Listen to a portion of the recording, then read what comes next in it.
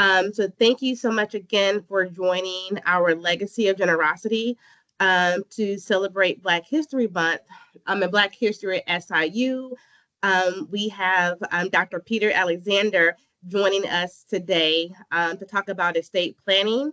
So Dr. Alexander is an SIU alum. He is also a former USG president.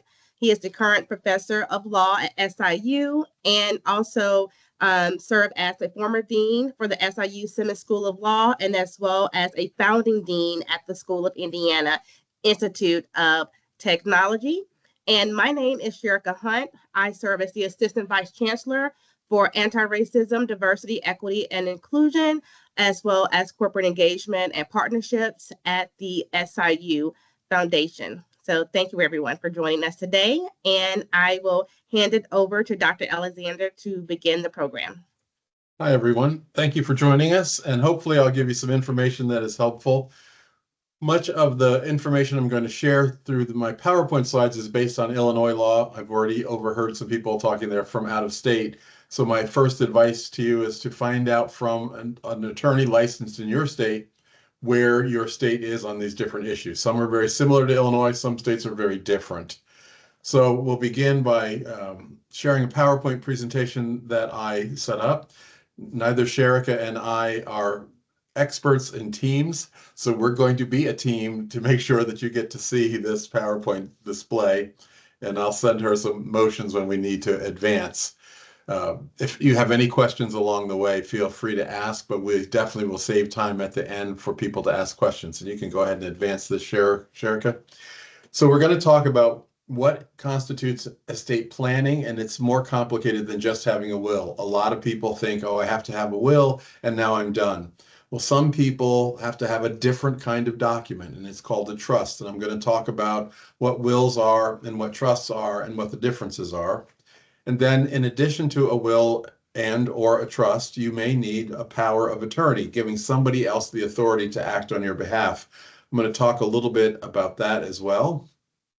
And then when you have a will or a trust and somebody passes away, depending on your state, you may have to submit those documents for probate. And probate basically is a process to verify that those documents are real and to carry out what the person wants you to do. And sometimes you can create certain documents to avoid having to probate a will or to put a trust through probate. So I want to talk a little bit about that. And then I'm going to talk about what happens if you don't have a will and what are some of the consequences. And then we'll talk a little bit about what goes into a will and what you really shouldn't put in your will because of the way the law works and the timing of when a will is read and those sorts of things. And then we'll take some questions. I'm providing my personal email address and my cell phone number, so if anybody has additional questions, I'm happy to help you. If you're not an Illinois resident, I'm only able to give you educational information because I'm not licensed outside of Illinois. But if you are an Illinois resident, I can certainly try to provide legal advice where appropriate. So we'll move on. So a lot of people will ask, do I need a will? And we can move to the next slide. And the short answer is some people do and some people don't. And I'm hoping that I'll be able to help you understand what you have to think about as you think about settling your estate or planning your estate and then decide whether you need a will or not. Most of us do because of the next slide. There's a famous saying, I'm not sure who said it first, but if you have more than $1 and more than one relative, you need a will. As many of us know, that in grief and in bereavement, lots of different parts of our personality sort of take over, and we can't always be as rational as we are when things are going fine and smooth and we're on top of our game and we know everything. So sometimes those situations when you've just lost a loved one in particular may make it very difficult for you to make rational decisions or to act without emotion. And having a will helps to keep that on a level playing field as much as possible. We'll move forward to more specific things. So why is the estate planning process important? For this audience, and I think we could stop with those for right now, Sherika. For this audience, most of us are from the African diaspora, and we found our way to this country uh, by being kidnapped, to be frank, and without given real opportunities when we got here. And then obviously the slaves, our ancestors were freed, but we weren't given our 40 acres and a mule to get our foot on the ground and our start that was promised to us when our ancestors were emancipated. So it's been much more difficult for African Americans in particular and other underrepresented groups to be able to pass wealth from one generation to another and to give that next generation a leg up as they start their professional lives and their personal lives. And it's been very difficult for us to get to this place where many of us now finally are getting there.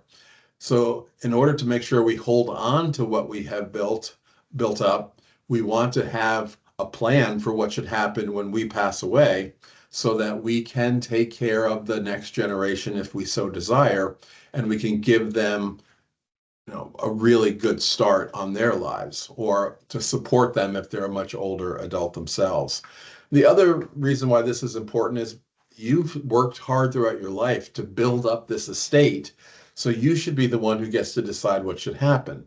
If you don't have a will, and we'll talk about that in a few minutes, that is the most common way to direct how you want your assets to go. But if you don't have a will, the state, each state has what we call intestate succession laws.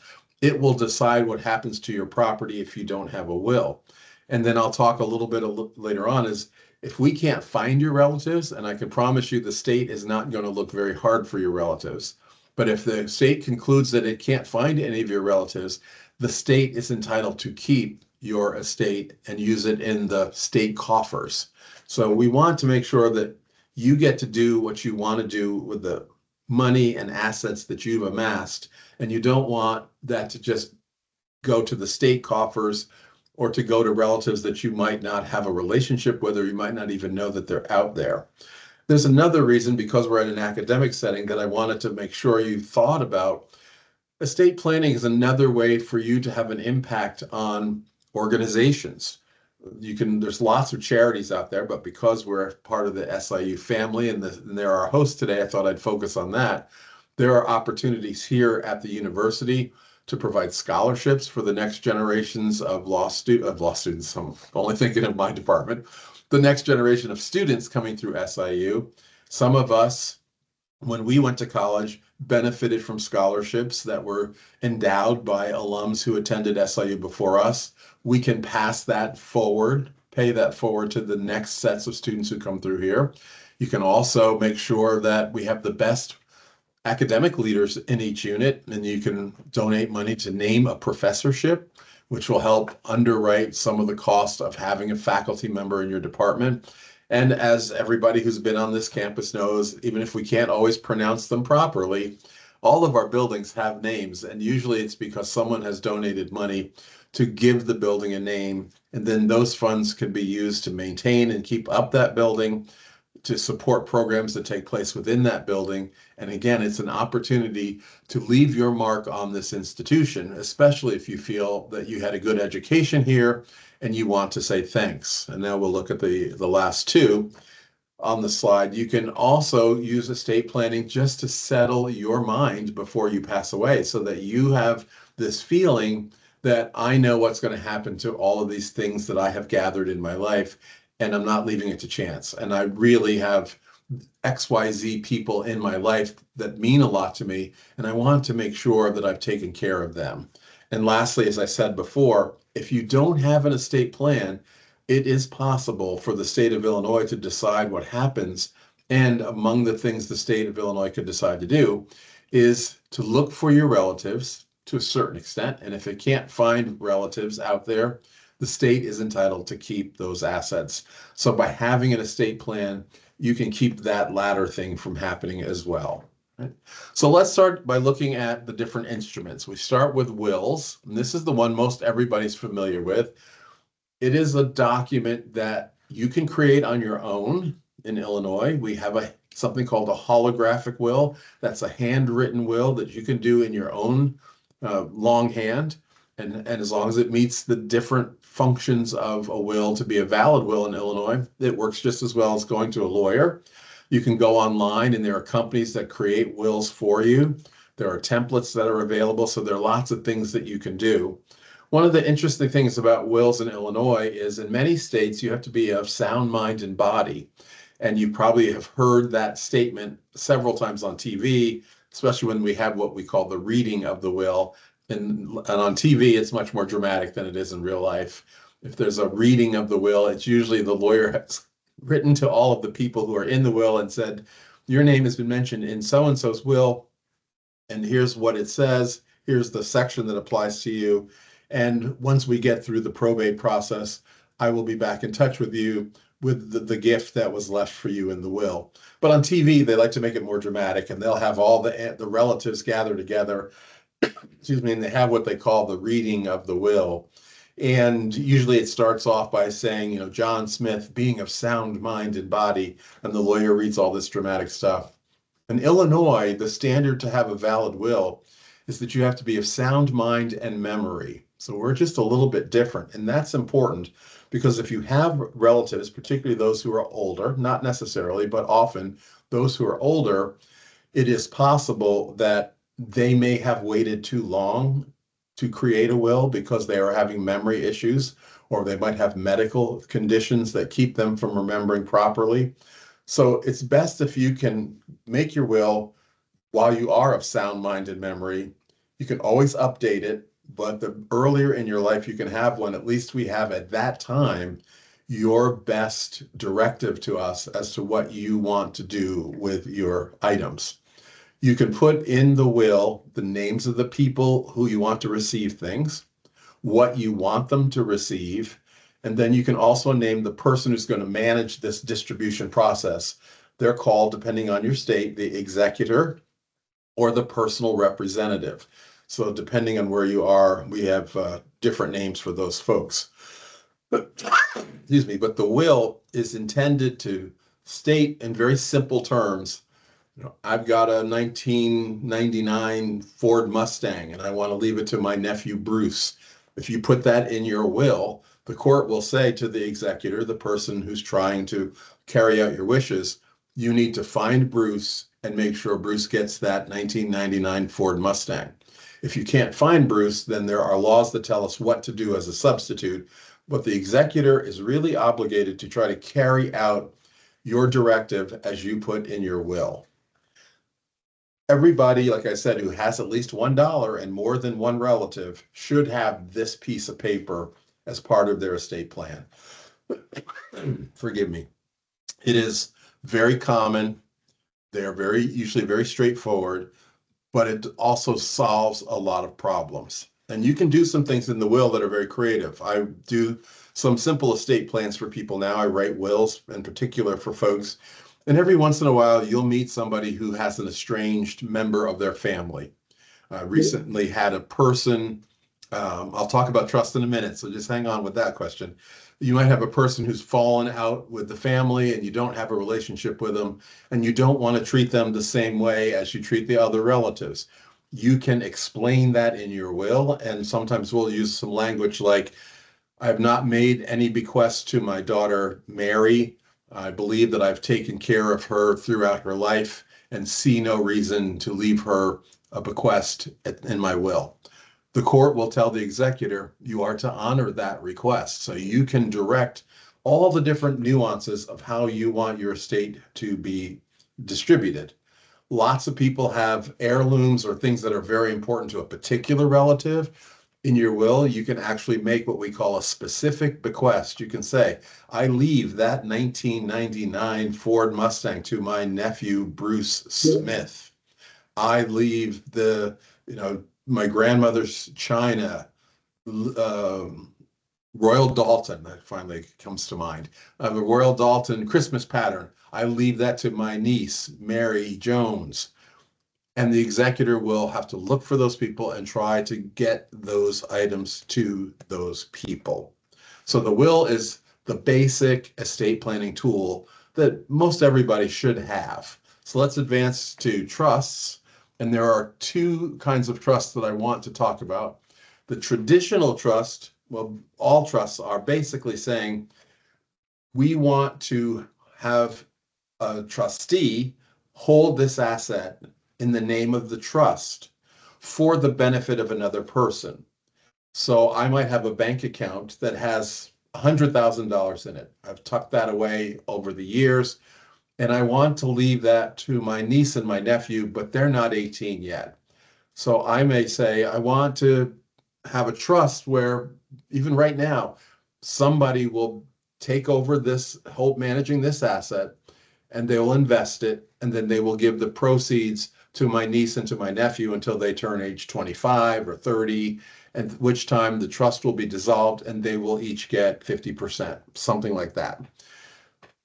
You can even put things in trust for yourself and have somebody else be the beneficiary, or in trust for you and other people, and you be the trustee.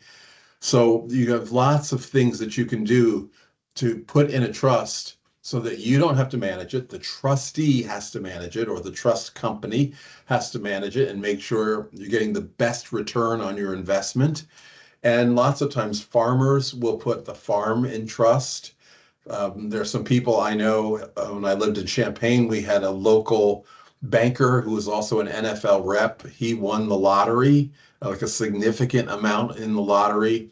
And I remember seeing him at a Chamber of Commerce function or something like that. And I said, well, what's it like to have won the lottery? And he goes, I'm still working on it. We're putting everything in trust so that friends and relatives, or if somebody gets hurt on my property, they're not going to get all of that stuff. It belongs to the trust, and I'm just getting the benefit from the trust. So some people do that, and then I'll talk in a few minutes about how you can use the trust perhaps to shield your assets from tax liability or from probate expense.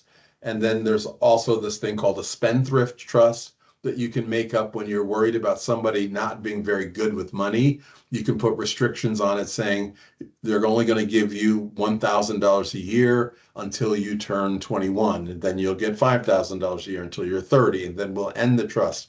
So you can use a traditional trust. You don't have to have a will or anything. You can just have a document drafted that you move some assets into the trust. For some people, having the trust manage it and being the trust of the owner of it take some of the tax burden off of the individual, so you don't have to declare any investments, any uh, increase in assets, any interest income that on your personal taxes. The trust will have to file its own return.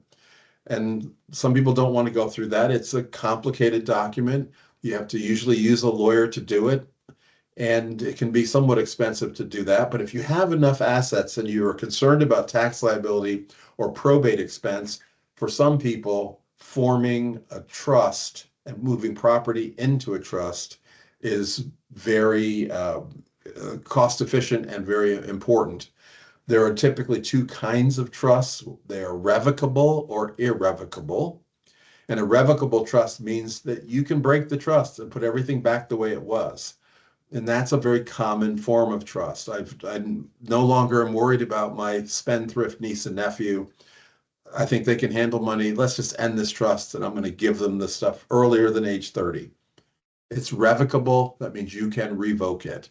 If you set up an irrevocable trust, then you're saying it's out of the reach of everybody, including me. And now the trust really takes on a life of its own, and it does it for my benefit, but I can't undo that. So you have to think about what kind of a trust you want as you set it up. So we have the traditional trust that I just talked about, and I'm going to flip to the next screen, and there's something called a testamentary trust. And a testamentary trust is one that's included within the will. And you can say that I'm going to leave my 401k to my niece, Mary Smith, but it's going to be placed in trust for her until she turns 25 years old. And the trustee will continue to monitor and invest and make allocations for how the money should be invested. The trustee will then share the proceeds, the interest income with Mary every year until she turns 25, and then the trust will be dissolved and Mary gets a distribution or something like that. But when you put it in the will, that's called a testamentary trust, and it still allows you to decide how to control your assets, how they're to be distributed after death. But if you've got someone whom you want to leave money or property to, and you don't think they can handle it at this time, Putting it into a trust for them for a period of time certainly would be a way to give you peace of mind to know that they're not going to squander it all the very first day they get that trust check. If they were just to get a will check of $100,000, some young people would have that gone by the end of the week. If you put it in trust for them, you have a trustee who's looking out for them, who's making wise investment decisions, and who's sharing with them just what the trustee feels that the person needs to have. Let's go forward, Sherika, to another reason why we need to think about different kinds of instruments. When you die, there is often tax liability that comes to play depending on your state. Some states have an inheritance tax, some states have an estate tax. There's also a gift tax. Illinois has a pretty generous estate tax scheme, and it basically says if the person who passes away has an estate that is $4 million or less, you don't have to pay Illinois estate tax. And the federal government, you can see on this slide, provides even more generous inheritance tax benefits. So for most of us, the things that are going to pass through probate, the things that, and we'll talk about that in a minute, the things that you have to go through your will or your trust and the courts to distribute, as long as you're under these values, we don't have to worry about estate tax in Illinois or inheritance tax in the federal government. If you're over these amounts, then you're going to need to see a lawyer who can help you with more sophisticated planning, because you can often shift some assets from taxable to tax-free or tax deferred by putting them in a trust or in some other kind of instrument. And you and your attorney can sit down, look at your situation, and figure out what's best for you. We also have to be concerned that tax laws are going to change. So just because you make your will in 2025, I suggest to my clients that about every 5 years, just take a look at that document. You might check in with your lawyer to see if anything's changed.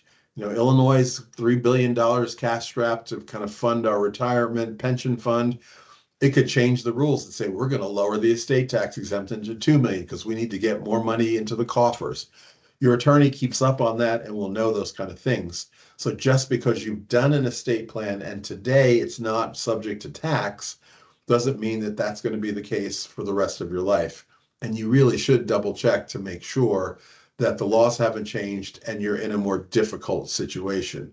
And for most people, you're not going to have an estate that is so large that you have to worry about taxes. Okay, let's move on one more. And then we'll talk a little bit of strategy and some interesting things. Powers of attorney are also part of an estate plan, particularly here in Illinois. Most of us who do estate planning work offer to our clients the ability to have pieces of paper that say, in the event that you cannot make decisions for yourself because you're ill or you're otherwise incapacitated, Illinois law allows you to appoint another adult to be your spokesperson and to make legal decisions on your behalf. Some people do that with their banking, their bill paying, their contract negotiation, their lease renewal. Those duties that you would give to someone to do are captured in what's called a durable power of attorney. These are all the life kind of decisions that we make, separate and apart from healthcare. The life decisions that we make, that if you are no longer able to make those decisions, you can name a person to step in on your behalf. You can change that. It is a totally revocable document. So right now, your oldest child is the one you think is the most responsible. Then he goes and does something stupid, and you go, all right, child number 2 is now the most responsible. You can change the power of attorney and give it to child number 2. You can have co-powers of attorney. Not recommended, but you can, because if you have co-powers of attorney, then both people have to agree and both people have to be available to sign everything that has to be done. And that sometimes slows things up and makes things more difficult. But you can have somebody taking care of your finances, your contract negotiation power, any other kind of negotiation you might have through a durable power of attorney.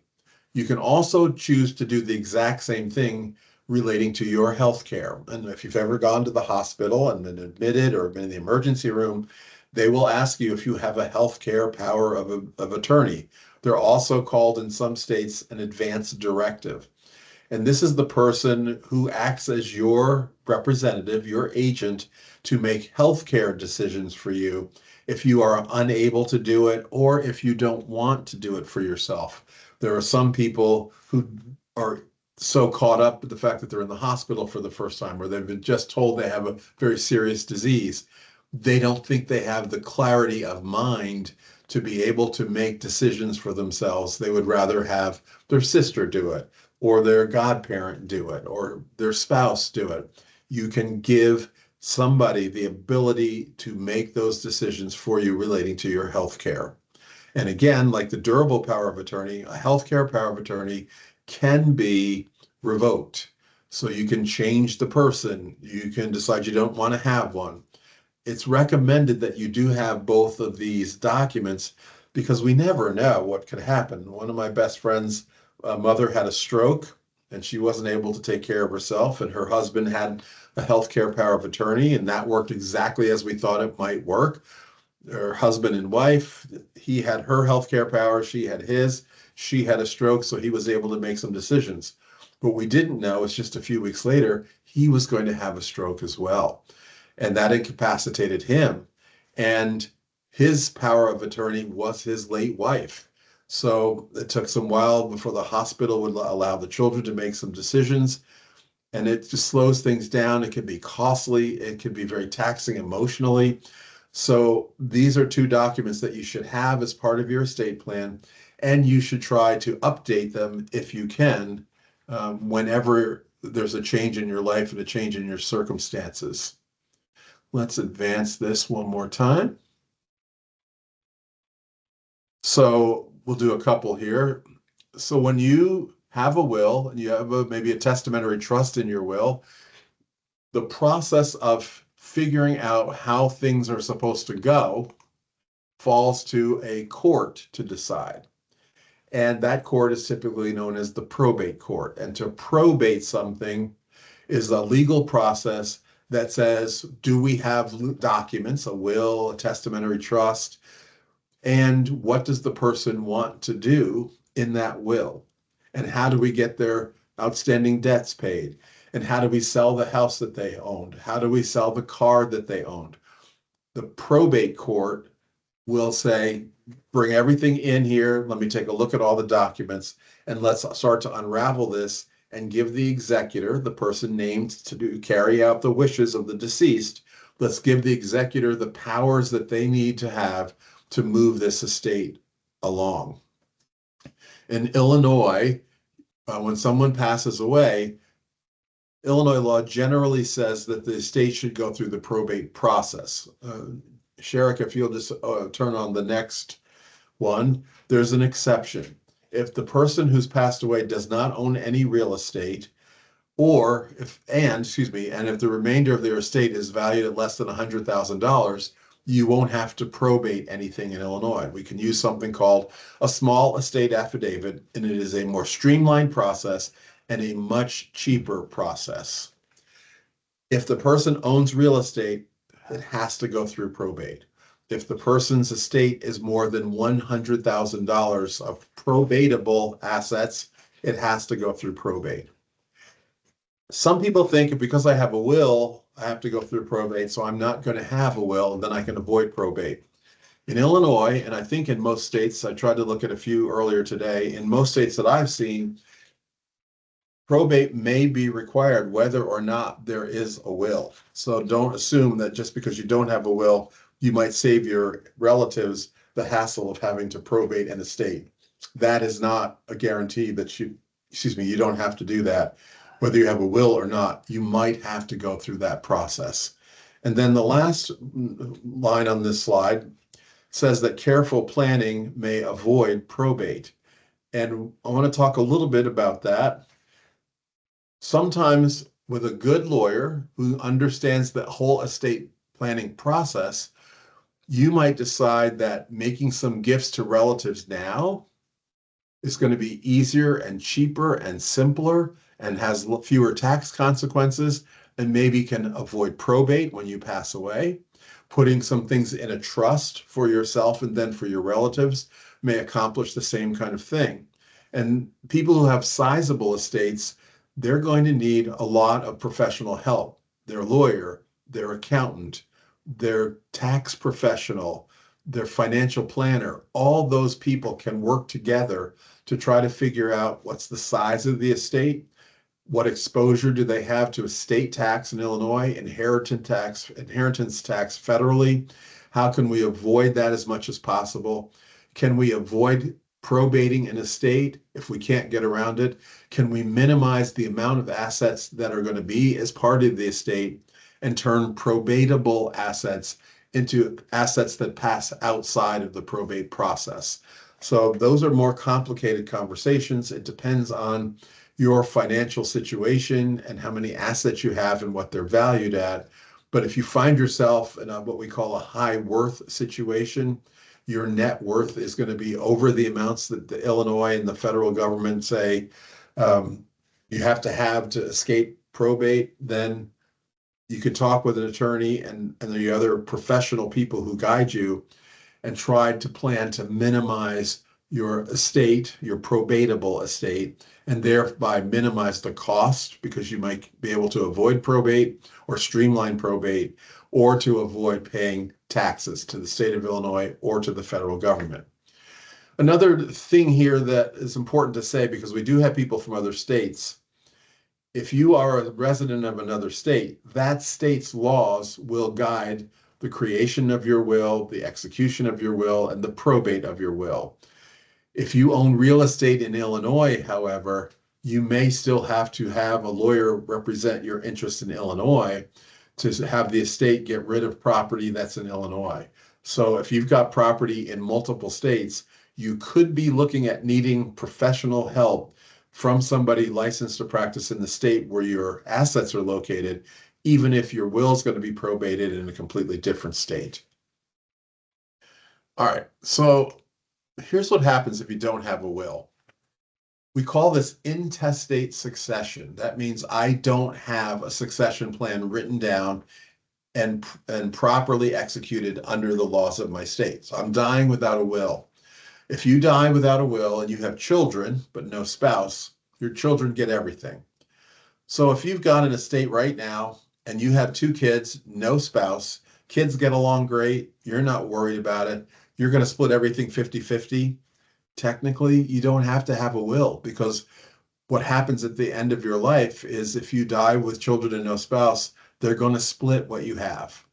If you have something that you want to leave to someone other than those two children, or if you don't want to leave things equally to the children, or you want to give a specific item to one child and another specific item to another child, then you need a will because otherwise the courts are going to step in and just do mathematically two kids, sell it all, split it in half, we're done.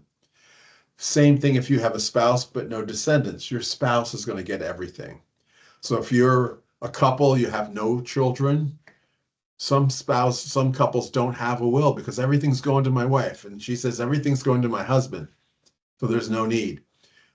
I find even in those situations for clients I have worked with, more often than not, the woman has some asset, some heirloom, some special thing that she really would like a particular relative to receive. In that instance, I usually advise them, let's write that down in the will. It's just another sentence. It's not that big of a deal. And it will make sure that that item goes to that relative. And if the rest of the relatives are going to squabble, they can't squabble about this because this is your directive in your will. And the executor of your estate has to follow that. And then you can look at the chart and see what happens if you have a spouse and you have children. Your spouse gets half the property and the descendants inherit half of your property as well. If your parents are living, but you don't have a spouse or descendants or brothers and sisters, your parents get everything. If you have brothers and sisters, but no spouse, descendants, or parents, your siblings get everything. And then if you have parents and siblings, but no spouse and no descendants, your parents and your siblings will share your property in equal shares, except that if one parent has already died, the surviving parent will get a double share. So the surviving parent would get half, and your siblings would share the other half. So that's just a quick look at what happens if you don't have a will. For some people, when I explain that to them, they say, I'm good with that. I don't need a will. I just have my parents. If something were to happen to me before my parents pass away, I would want them to have everything anyway, so I don't need a will. I'm not going to push back on that. It's probably right.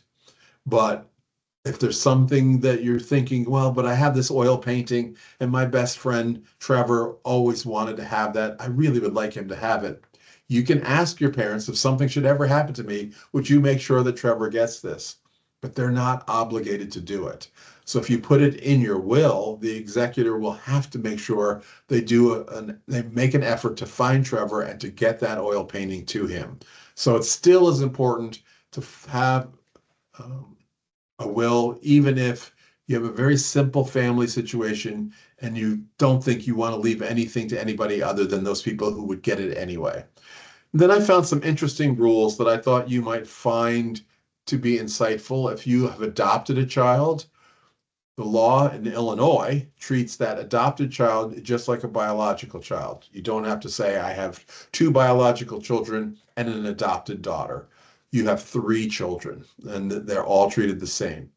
For foster children and stepchildren, if you've not legally adopted them, they don't automatically get a share of your estate. So if you want to leave something to them, you need to name them in the will specifically, because otherwise, without a will, they will be left out. And if that's not what you want to do, then you've got to say something.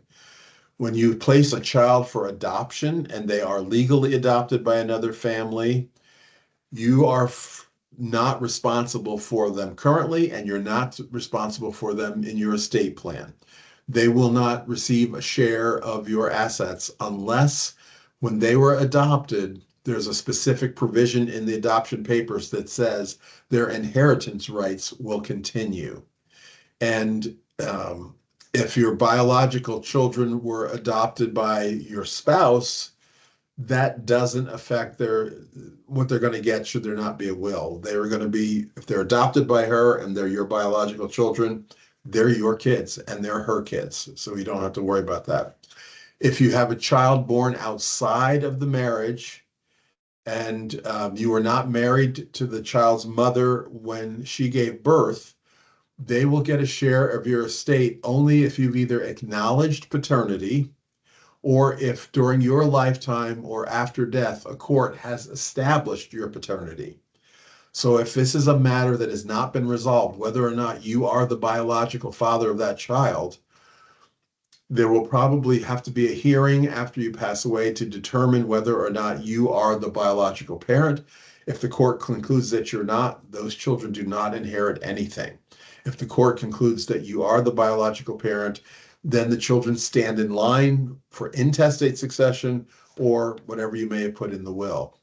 And then if you have grandchildren, but you have children, they're still alive, they're parents, we only go down to parents if we have to. We go to grandchildren only if the parents are not there, and the grandchildren will take their parents' share. Right? We'll go to the next slide. And this is the concept that I've already talked about, but I wanted to give you the legal name for it because you may hear this. To escheat means this person didn't have a will, they don't have any family, or we couldn't find any of their family members after a diligent search, and this property now goes back to the state and goes into the state or the county's coffers. In some states, the county where you reside gets the assets from your estate. In other states, the state treasury will take the coffers, will take the assets and put them in the state coffers. So you also need to know what the rules are in your state. Having said that, states are required to look for relatives when you die without a will and you don't have any obvious family stepping up to say, I'm his sister, I'm his brother, I'm his nephew, I'm his grandmother, whatever. If nobody's stepping up, we are supposed to make a diligent search. And I believe in Illinois that still requires you to put an ad in a newspaper of general circulation in the area where the deceased person lived for 3 consecutive weeks, and to say something like, we are looking for relatives of Mary Jones who lived in Carbondale, Illinois. If you are a relative of Mary Jones, please contact the Smith and Smith law firm. We need to talk to you. Well, those of us who live in Carbondale or Southern Illinois know very few people are taking the Southern Illinoisan anymore. So to put an ad 3 times in the Southern Illinoisan might not reach a lot of people. So we have to be aware that you could be comfortable with dying without a will and having the state try to find your relatives.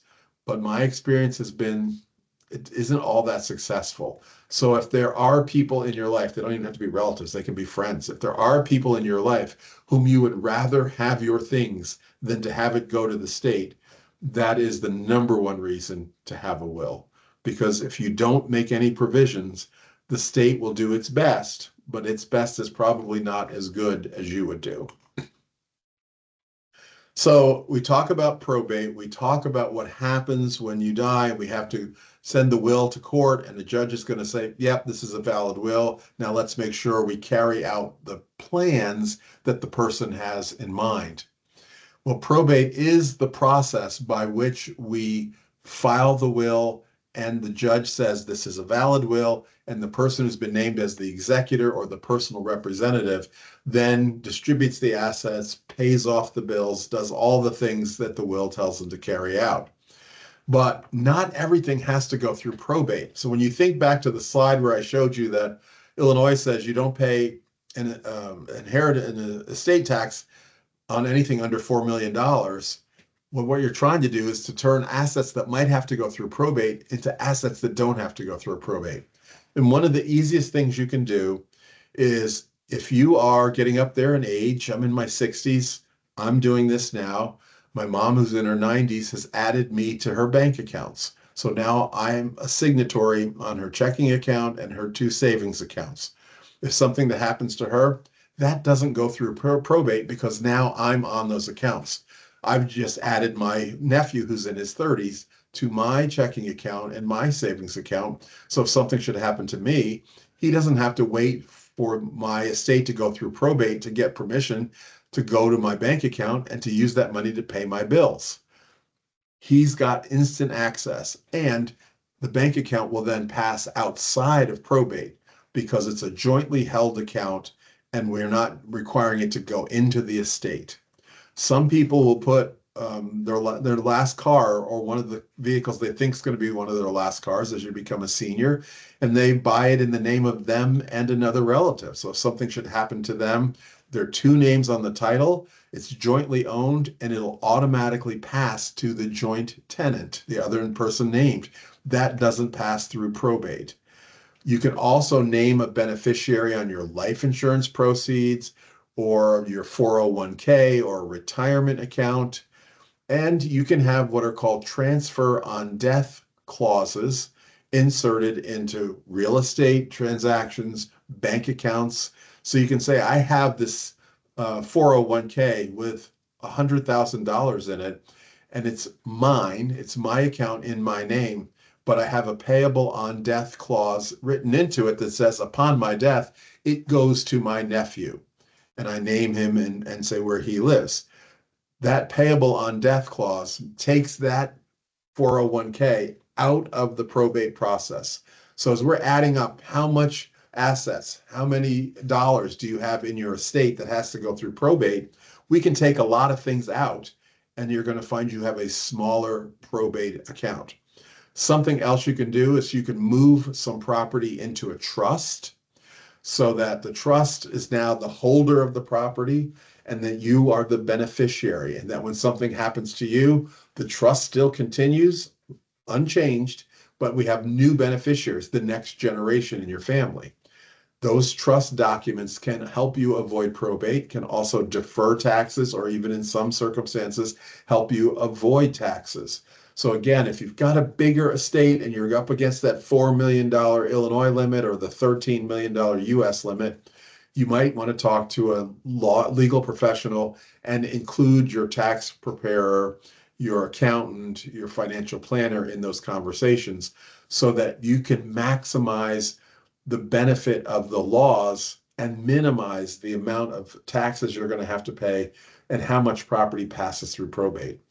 Again, if you can get your estate under the $4 million mark in Illinois, we can use something called, if you can get, if you can get it under $4 million, you don't have to pay the estate tax. If you can get it under $100,000 and you don't have any real estate, you can use what we call a small estate affidavit. And for a lawyer to prepare that and to go to court basically once and say, we don't have any assets of consequence, Judge, they're under 100,000 and there's no real estate. Here's the will. Let us go ahead and do what it says. It's like one hearing and you're done with the courts. So it can be a much less expensive process if you have a smaller estate. The larger your estate, the more important it is that you get legal advice from professional people. Let's go to the next one. There are a couple of other interesting things that I wasn't necessarily aware of. If you are a half brother, half sister, you have one parent in common, but not the other. Your sister with whom you share the father, but not the mother, has the same right to your property as she would had both parents been in common. So in Illinois, half relatives inherit just as if they were whole. So we may call them half brothers and half sisters, but in the law, they are just brothers and sisters. It is also possible that you want to leave $100,000 to your nephew in your will, but he needs money right now to buy a house. So you say, how much do you need? He says, I need $50,000. You can say, I will advance you on your inheritance. And in the document that you create to give him that gift, you can say, this is an advancement on the amount that I was going to leave you in my will. When you do an advancement, then that 50,000 that he already received is subtracted from his share because that advancement becomes part of your estate plan. And we keep those records all together so that when the executor of your estate looks at the landscape and says, these are all the potential beneficiaries. Oh, but I see her nephew already got 50,000 and I see the piece of paper that says this was an advancement. I'm not going to give him 100,000 now. I'm only going to give him 50 because he already got 50. So you can actually modify your estate by giving an advancement. And then I said, if you've got a payable on death clause, you're good to go there. Let's advance this, Sherika, because I see we're getting close to being out of time. And I want to end with these two slides. You put in a will, who's going to receive your property, what you want to give them, any conditions that are on the gift. I don't want to give them the money until they have proven they've stopped smoking, something like that. Precatory language is advisory language to the executor. You can't make them do it, but you say, it is my sincere wish that this gift be used to send children to summer camp. The executor may say, well, there's no summer camps going right now, so I'm going to use it for a different purpose. Precatory language is only advisory. You also list who you want to carry out your wishes, the executor or personal representative, and it's good to name an alternative. So we have somebody else ready and waiting to go. And then if you have no relatives left, everybody's predeceased or we can't find people, you can name who you want to get if no one else is there. And often we name Southern Illinois University Foundation or some other organization so that if nothing else, we know the state will never get it because our residual beneficiary will get it. And the last slide, probably the most important thing to tell you, do not put your funeral arrangements in the will. We don't open the will till after the funeral, so it's not going to be helpful. Don't put what you want done, whether you want to be buried or cremated in your will. We don't look at it until after that's all done. It's going to be too late. Most of the time we tell people have a separate place for your bank account numbers and PIN numbers and all that. Don't put those in your will because those could be filed in court and those are public documents.